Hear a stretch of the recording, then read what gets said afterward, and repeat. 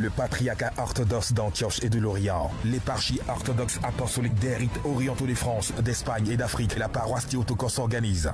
La catéchèse orthodoxe, objectif, formation en vue du baptême, de la chrismation et du mariage orthodoxe. Tous les samedis de 15h à 16h30 au centre œcuménique Saint-Basile et Thérèse. Formateur, le révérend père Achia Pakom-Marie, la petite mère Stella Mireille Achia. Infoline 01 01 31 51 06 05 05 96 77 12 07 77 54 83 4. Shalom frères et sœurs, shalom fils et filles de la Théotokos. Quand ce soir la grâce de Dieu soit avec nous. Nous sommes à notre temps de formation avec la catéchèse. Et bien aimés, aujourd'hui nous allons parler du pardon, de la guérison et de la réconciliation. Quand ce soir la grâce de Dieu nous favorise, quand ce soir la main de Dieu nous soit une main sécurable. Et nous sommes rassemblés au nom du Père et du Fils et du Saint-Esprit. Amen. Seigneur, nous voulons te lever, te bénir. Par l'intercession de Marie, notre Mère, notre Théotokos, te rendre la majesté, l'honneur, la louange et la gloire, toi qui es infiniment grand et plein d'amour. Merci de nous assister. Merci de remplir ce temps de ta grâce. Merci de nous inonder de ta faveur, toi qui règnes au siècle des siècles. Amen. Au nom du Père, du Fils et du Saint-Esprit. Shalom, bien-aimé. Salut ton frère, salut ta soeur. Nous sommes tous une même famille, que la grâce de Dieu soit avec nous. Amen. Et en ce soir, nous allons parler du pardon. La semaine passée, notre sœur, la presbytéra Josiane, nous a parlé de la sexualité avant le mariage. Le thème même qu'elle a développé, qui fait partie de notre deuxième module que nous entamons, est la sanctification et la consécration. Mais bien aimés, si nous avons le temps de pouvoir échanger, de pouvoir parler de Dieu, c'est grâce à des personnes que nous devons bénir Dieu pour leur vie. Notre mère, la petite mère, qui nous donne des enseignements, qui nous permet d'aimer encore plus l'Église au travers des enseignements que nous recevons chaque samedi. Des enseignements sur l'Église, des temps de formation. Et notre Père, le très révérend Père Abba Achia Pakom-Marie. Bénissons Dieu pour leur vie, que la grâce de Dieu, la grâce qui repose sur leur vie, d'aimer l'Église, repose sur nous pendant toute notre vie. Et toutes les fois nous nous connectons à cette grâce excellente, à l'amour excellent qui nous donne d'aimer Jésus-Christ de Nazareth. Amen. Seigneur, combien de fois devrais-je pardonner à mon frère lorsqu'il pêche contre moi? Et le Seigneur qui a répondu pour lui dit, je ne te dis pas de pardonner 7 fois, mais de pardonner jusqu'à 70 fois 7 fois. L'élément fondamental dans la vie du chrétien bien-aimé, c'est le pardon. Parce que le pardon nous ouvre à la guérison, qu'elle soit physique, qu'elle soit spirituelle. Le pardon est une porte, est un fondement, est une base nécessaire dans la vie du chrétien, dans la vie d'un enfant de Dieu. Comme notre Père qui est dans les cieux qui nous dit, pardonnez. Et comme notre sœur nous l'a dit tout à l'heure, le pardon, c'est l'acte de pardonner, c'est l'acte d'effacer, c'est l'acte de pouvoir ne plus tenir compte de l'offense que l'autre a eu à nous faire. C'est un acte de miséricorde, bien-aimé. C'est un don gratuit de Dieu. Parce que Dieu nous pardonne nous-mêmes. Parce que, bien-aimé, nous péchons. Nous allons voir plus tard les différents axes. Nous péchons contre Dieu. Mais la miséricorde de Dieu, elle est grande pour nous. C'est un acte de miséricorde que Dieu manifeste pour nous, même à la croix. Et ce tas de miséricorde-là, nous devons être capables de pouvoir le manifester à nos frères. C'est un acte de charité. C'est une action d'effacer l'offense, comme on a dit, pour pouvoir aller de l'avant. Et la Bible nous dit, si quelqu'un peut prendre sa Bible, en 1 Corinthiens 13, les versets 4 à 5. La Bible nous dit, l'amour est patient. Il est plein de bonté. L'amour n'est pas envieux. L'amour ne se vante pas. Il ne s'enfle point d'orgueil. L'amour n'est pas malhonnête. Il ne recherche pas son intérêt. Il ne s'irrite pas. Il ne soupçonne point le mal. Si l'amour de Christ est en nous véritablement, si l'amour de Christ est le fondement véritable de notre vie, le pardon doit couler en nous. C'est-à-dire que lorsque je me retrouve face à une offense, je me retrouve face à une injustice, l'amour de Dieu qui a pris place en moi me permet de pouvoir donner le pardon à l'autre.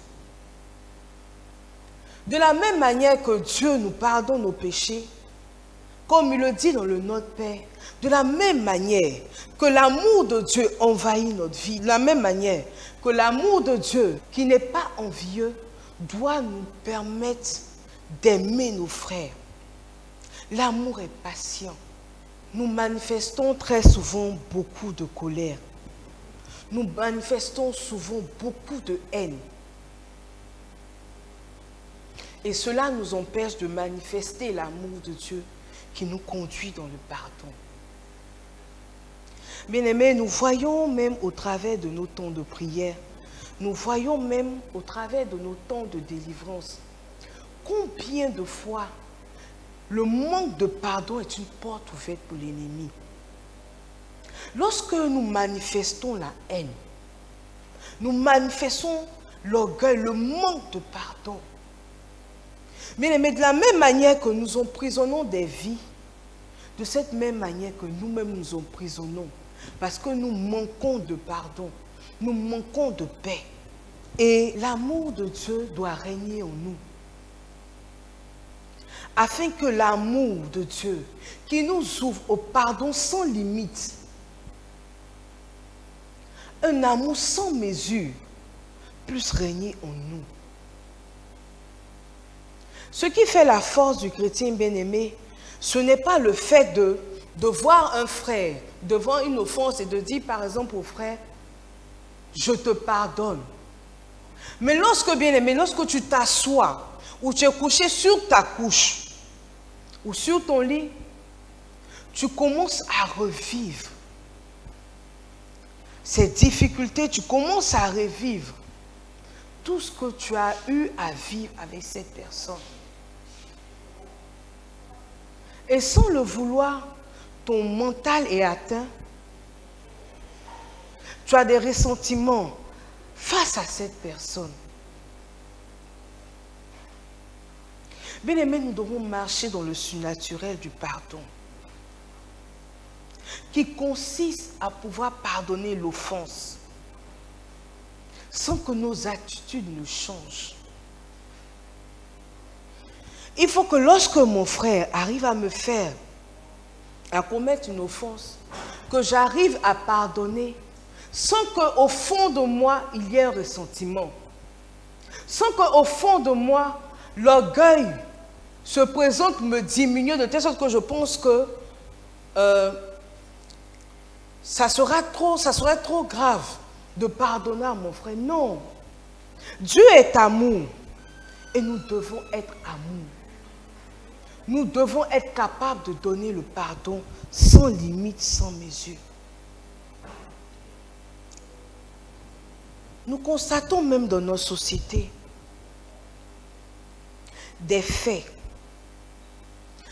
qui nous empêchent de donner le pardon. Le premier fait que je veux que nous partageons, c'est le pardon envers nous-mêmes.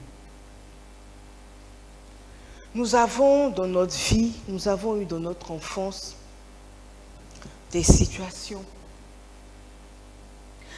que nous avons vécues. Et jusqu'à présent, nous n'arrivons pas à donner le pardon.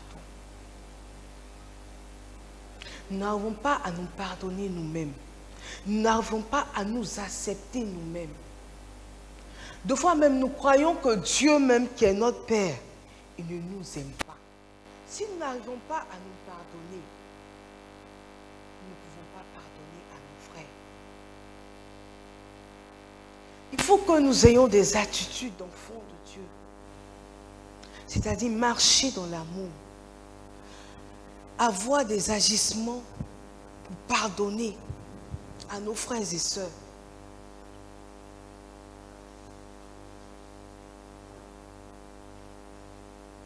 Bien-aimés, nous avons besoin de la grâce de Dieu. Et de cette même manière que Dieu nous donne le pardon, Dieu ne regarde pas à nos offenses. Car la Bible nous dit, en Jean 3, verset 16, « Car Dieu a tant aimé le monde qu'il a donné son Fils unique, afin que quiconque croit en lui ne périsse point, mais qu'il ait la vie éternelle. » Bien-aimés, sur le bois de la croix, Dieu s'est donné pour nous. Dieu nous pardonne nos erreurs. Dieu nous pardonne nos offenses. Dieu nous pardonne nos iniquités. Dieu ne tient pas compte de la vie que nous menons. Mais il a dit ce qu'il veut pour nous, c'est que nous arrivons à nous repentir, à nous abaisser, à implorer sa miséricorde. Le pardon est la clé de l'épanouissement de la vie du chrétien. Bien-aimés, nous sommes longtemps emprisonnés dans le manque de pardon. Et la colère est notre partage. Les frustrations font partie de notre quotidien. Mais quand l'amour de Dieu prend place en nous, quand l'amour de Dieu s'étend en nous, nous arrivons même à fermer les yeux sur les fautes de nos frères et sœurs. Nous arrivons même à donner le pardon sans réfléchir en griffe. Nous arrivons même à porter même le sourire à nos frères et sœurs malgré l'offense. Mais lorsque l'amour de Dieu n'est pas en nous, lorsque l'amour de Dieu n'a pas pris place, une place totale en nous, c'est difficile pour nous de donner le pardon. C'est difficile pour nous d'être des artisans de paix, des artisans de pardon, c'est-à-dire des personnes qui véhiculent l'amour de Dieu. Nos églises en souffrent, nos familles en souffrent. Et l'acte véritable d'un chrétien, bien-aimé, ce n'est pas toujours d'attendre que ton frère qui t'a offensé vienne vers toi pour te demander le pardon. En tant qu'enfant de Dieu, nous devons être ces premières personnes qui agissent rapidement, c'est-à-dire des personnes qui donnent le pardon, qui ne cherchent pas toujours à avoir raison. Nous agissons rapidement. Nous donnons le pardon sans mesure, pour ne point que la colère puisse avoir place en nous, plus nourrir en nous, plus mûrir en nous. Mais nous devons donner place à l'amour de Dieu. Nous devons donner place à l'amour de Dieu. Car l'amour de Dieu, comme je l'ai dit, nous ouvre au pardon. C'est un acte de charité, un acte de miséricorde. Il dit, je vous pardonne. De la même manière que je vous pardonne, je vous demande de pardonner aussi à vos frères et sœurs. Nous devons être capables de donner à nos frères et sœurs le pardon. La Bible nous dit en Luc 11, verset 4, « Pardonne-nous nos péchés, car nous aussi nous pardonnons à ceux qui ont péché contre nous. » C'est-à-dire, nous pardonnons à ceux qui nous ont offensés. Les trois actes du pardon. Il y a le pardon que Dieu nous donne, comme j'ai dit, dans la repentance, qui est la clé du miracle, qui est une clé d'ouverture, qui féconde nos vies à la vie céleste. Il y a le pardon envers nous-mêmes. Il faut que nous arrivions à nous pardonner nos péchés, nos erreurs du passé, depuis nos offenses, depuis notre enfance, tout ce que nous avons eu à emmagasiner en nous. Il y a le pardon envers nos frères et sœurs. Nous devons donner le pardon à nos frères et sœurs. Nous ne devons pas être des vases de ressentiment. Nous devons être ces personnes-là qui véhiculent le pardon. Et bien aimé, lorsque nous donnons le pardon, notre âme refleurit. Notre âme refleurit par la guérison. Parce qu'une âme qui se ferme au pardon, c'est une âme malade. Et nous constatons même physiquement combien de fois des personnes développent même des ulcères. Mais lorsque le pardon est donné, nous constatons automatiquement la guérison qui s'installe. Nous devons être des vases d'amour, afin que la guérison puisse prendre place en nous, afin que notre être intérieur soit rejoint par la vie de Dieu. Nous devons accepter la guérison. Nous devons accepter de laisser Dieu panser nos blessures. Car l'amour de Dieu supporte tout. L'amour de Dieu nous donne la force d'aller au-delà. L'amour de Dieu qui guérit l'âme blessée de tous les maux nous permet d'aller de l'avant. Nous devons laisser Dieu entrer en nous. Nous devons Dieu rejoindre notre sensibilité intérieure pour nous permettre de surmonter, pour permettre à Dieu d'effacer en nous notre moi, notre ego. Parce que l'orgueil en nous empêche aussi la guérison de se manifester. Parce que lorsque souvent nous manquons nous refusons de donner le pardon, bien aimé, il y a une plaie profonde en nous.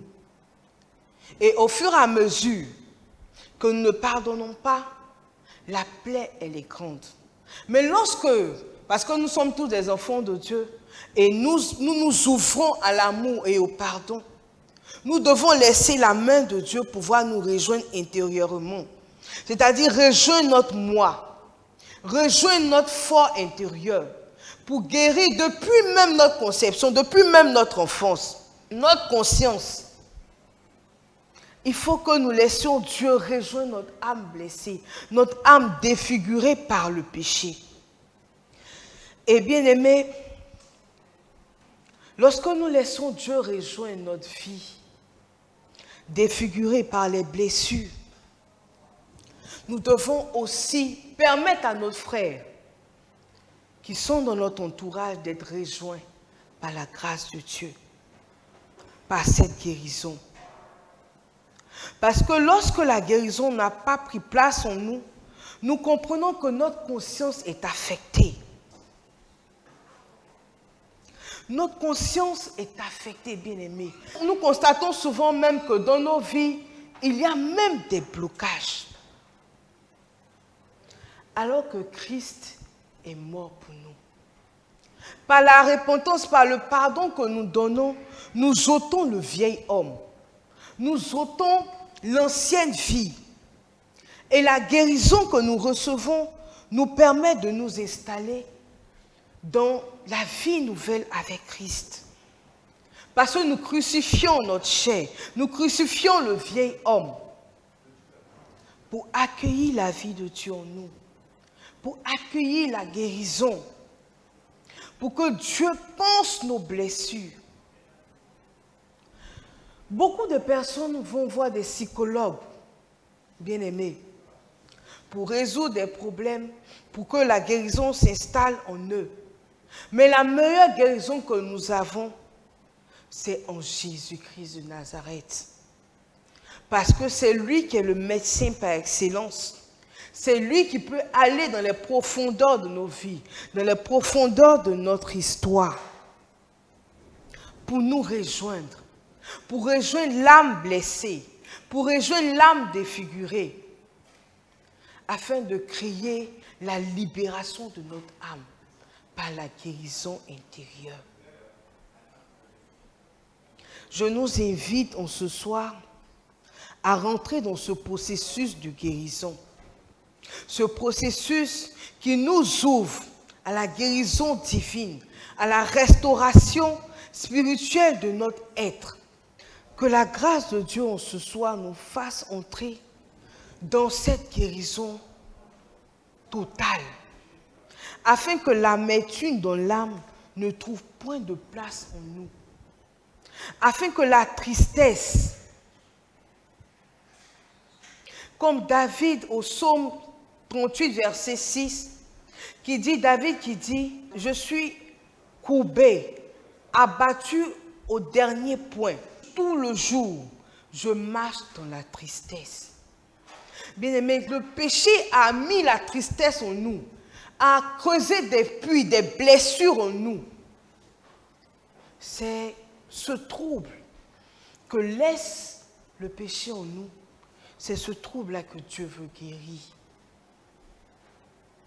Il a dit qu'il ne nous condamne pas, mais qu'il nous donne la vie, qu'il nous donne la paix, il nous donne la guérison. Comment guérir de nos blessures? Comme je l'ai dit, c'est s'abandonner totalement à Dieu.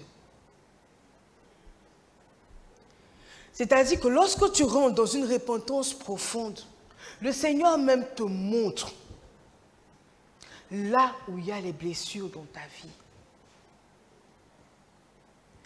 Je prends l'exemple d'une sœur qui a vécu une situation difficile. C'est-à-dire au décès de sa mère, elle a été chassée de la maison. Et cela a laissé une souffrance dans son âme. Et au fond d'elle, quand elle voyait ces personnes, puisqu'elle entendait aussi les enseignements sur le pardon, elle se laissait rejoindre par la grâce. Mais bien aimé, c'était de manière superficielle. Parce que lorsqu'elle se retrouvait face à ces personnes, comme on le dit, il y a des remontées. Parce que le pardon n'était pas total. Mais lorsqu'elle est arrivée à pardonner ces personnes, et elle est rentrée dans un temps d'intimité avec Dieu, pour demander à Dieu de guérir en profondeur sa vie, son histoire. Demander à Dieu de parcourir chaque aspect de sa vie. Parce que les blessures aussi, ce que nous oublions, nous défigurent, nous donnent une autre image, nous mettent dans le chagrin, dans les soucis. Notre âme est attristée. Mais avec la grâce de Dieu, lorsque cette sœur a relâché le pardon, elle a vu comme un tableau s'afficher devant elle. La blessure profonde de sa vie. Elle a vu le puits. Elle s'est mise dans la présence de Dieu. Elle a crié à Dieu, de demander à Dieu de guérir son histoire, de guérir sa vie. Et lorsqu'elle a pu faire ce pas de guérison, bien aimé, cette sœur a posé un pas, vraiment, qu'on pourrait dire, qui a ébranlé les cieux. Cette sœur a fait la démarche de réconciliation avec chaque membre de sa famille. Elle est allée trouver ces personnes. Pourquoi elle a pu faire cette démarche d'abord? Parce que pour pouvoir faire cette démarche, c'est-à-dire la sœur a pu se réconcilier avec Christ. C'est-à-dire qu'elle a pu donner toute la place à Christ. C'est-à-dire qu'elle a laissé Dieu prendre la place totale dans sa vie. Elle a accepté que l'amour de Dieu puisse prendre la place totalement en elle. Et lorsque nous arrivons à nous réconcilier avec Christ, lorsque nous réconcilions aussi avec nous-mêmes, nous acceptons nous-mêmes, nous nous donnons nous-mêmes le pardon. Nous changeons notre manière de nous voir, notre manière, la conception que nous avons de nous-mêmes. Bien-aimés, Dieu nous donne la force de pouvoir aller vers nos frères et sœurs, de pouvoir aller vers nos familles, de pouvoir aller vers les personnes avec qui nous vivons pour nous réconcilier avec eux. Bien-aimés, la réconciliation, c'est une étape importante, c'est une démarche importante dans la vie du chrétien. Après la guérison, c'est une étape nécessaire dans la relation que nous avons avec les hommes et avec Dieu. C'est parce que lorsque tu manifestes une réconciliation totale et parfaite, bien-aimé, tu peux crier sur tous les toits que la joie du Seigneur est ta force. Parce que lorsque tu marches dans une réconciliation parfaite et pleine, tu as l'image du Christ, c'est-à-dire Christ est en toi. Toute chose redevient nouvelle, toute chose change en toi. Tu manifestes une joie envers ton prochain. Même une offense, une injure devient joie pour toi. Bien-aimé, la joie du Seigneur est ta force. Et c'est de cette grâce que nous avons besoin pour que nous puissions nous réconcilier pleinement avec notre Dieu. Ces trois étapes-là sont nécessaires dans la vie du chrétien. Le pardon, la guérison de nos souvenirs, de tout ce que nous avons eu à vivre. Et ensuite, la réconciliation. Sont des éléments dont nous avons le plus besoin dans la vie du chrétien.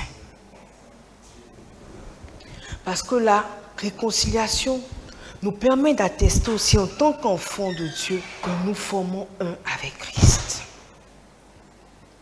Nous nous sommes réconciliés avec nos frères et sœurs. Cela veut dire que nous sommes réconciliés avec Christ. Parce qu'en nos frères et sœurs, nous avons l'image de Jésus-Christ. J'aimerais demander à nos frères et sœurs qui sont avec nous dans cette salle, si quelqu'un peut nous expliquer, peut nous résumer ce qu'il a compris pour que la vie d'un chrétien soit épanouie. Pour moi, ce que j'ai compris, c'est que c'est de pardonner. Pour toi, le pardon, c'est quoi? Bon, pour moi, le pardon, c'est... comment dirais-je? Quand tu as été offensé par quelqu'un, de laisser tomber, quoi, d'oublier et puis aller de l'avant. Oublier, aller de l'avant.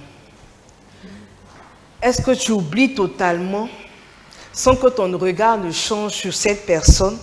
Parce que si tu pardonnes totalement, comme tu le dis, pardonner l'offense, c'est-à-dire que ton regard, l'amour que tu as pour cette personne ne doit pas changer. Oui, effectivement. Le pardon, c'est quand quelqu'un t'offense ou bien quand quelqu'un te fait du mal, il faut laisser tomber. Il faut oublier, il faut lui pardonner. Ne pas garder de rancune, quoi. C'est-à-dire, enlever ça, comme on le dit dans nos français, là. Enlever ça dans ton cœur et prends ton frère comme si rien n'était. D'accord. Donc, comme je le disais, je repose ma question. C'est-à-dire, un chrétien, nous avons entendu parler du pardon, nous avons entendu parler de la guérison et ensuite de la réconciliation. Pour que la vie d'un chrétien, pour avoir une vie épanouie en Christ, quelles sont les différentes étapes? Nous avons parlé du pardon. Maintenant, comment je peux guérir? Bonsoir. Moi, je vais répondre un peu à la première question avant de répondre à ce que tu as dit. Bon, moi, je rends grâce d'abord pour l'enseignement.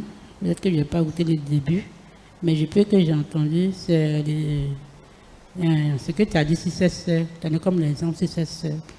C'est un peu, c'est comme si c'était moi, j'étais là, j'ai un peu touché parce que j'ai vu un peu cette situation. Quand je vais rendre grâce au Seigneur, on va faire découvrir un peu l'enseignement. Donc, c'est-à-dire que quand tu vas finir la catéchèse, tu vas rentrer dans cette démarche de pardon. Oui, j'ai essayé de faire pareil. Non.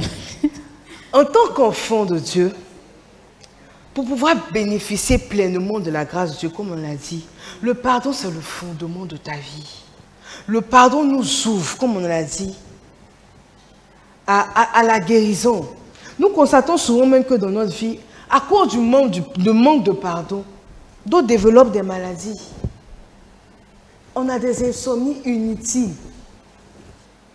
Peut-être même à cause du manque du pardon, mais il y a une porte qui doit s'ouvrir pour toi. Tant que tu n'as pas relâché le pardon, la porte n'est pas encore ouverte. Est-ce qu'en ce soir, tu es prête à faire cette démarche? Parce qu'en plus que tu emprisonnes cette personne, toi aussi tu t'emprisonnes. Bon, en fait, souvent je prends cet engagement, mais souvent il y a quelque chose qui se passe. C'est comme si moi je vais me lancer, la personne fait quelque chose, puis ça... Mais justement, en tant qu'enfant de Dieu, c'est cette force-là que Dieu nous donne. C'est parce qu'il y a ta bénédiction devant. Si tu n'arrives pas à franchir, c'est-à-dire à briser l'obstacle, tu t'hérites à toi-même. Une autre personne, une dernière intervention. Bonsoir maman. Déjà, je te dis merci pour l'enseignement parce que j'ai suivi un peu sur les réseaux sociaux. Et pour moi, pour pouvoir pardonner, un enfant de Dieu doit demeurer en prière. Parce que tout seul, il y a des choses qu'on ne peut pas faire. Mais c'est par la force du Seigneur qu'on peut accomplir toutes choses. Donc, c'est de demander toujours à Dieu de venir nous remplir de sa présence pour que nous puissions pardonner à nos frères et sœurs, pour que nous puissions oublier. Parce que par son sacrifice, il nous a démontré son amour. Donc nous devons regarder ce sacrifice-là et puis faire les choses aussi pour que le Seigneur puisse encore nous bénir et demeurer en nous. Amen. Amen. Nous allons ensemble bénir le Seigneur pour ce temps que nous avons eu d'échange sur le pardon, la guérison et la réconciliation. Quand ce jour, qu'en cette heure, le Seigneur nous donne cette grâce, nous donne cette force de pouvoir donner le pardon, de pouvoir nous réconcilier avec lui. Qu'en cette heure, la main de Dieu soit posée sur chacune de nos vies, que la main de Dieu nous assiste, que la main de Dieu nous ouvre au pardon sans mesure, sans limite, par l'intercession de notre mère, la Théotokos, par l'intercession de tous les anges qui sont avec nous dans ce ministère, par l'intercession même de l'ange qui est affecté à la catéchèse, par l'intercession de l'ange de notre mère, la petite mère, et par l'ange de notre Père Abba Chapakomari. Que la grâce de Dieu nous féconde, que la main de Dieu soit avec nous. Bénissons le Seigneur pour ce temps que nous avons eu à partager. Que Dieu nous bénisse, nous donnons rendez-vous pour d'autres modules de la catéchèse le samedi prochain. Que Dieu nous bénisse au nom du Père et du Fils et du Saint-Esprit. Amen. Le patriarcat orthodoxe d'Antioche et de l'Orient, l'éparchie orthodoxe apostolique des rites orientaux de France, d'Espagne et d'Afrique, la paroisse Théotokos organise la catéchèse orthodoxe. Objectif, formation en vue du baptême, de la chrismation et du mariage orthodoxe. Tous les samedis de 15h à 16h30 au centre œcuménique Saint-Basile et Thérèse. Formateur, le révérend père Achia Pakomari, la petite mère Stella Mireille Achia. Infoline 01 01 31 51 06 05 05 96 77 12 07 77 54 83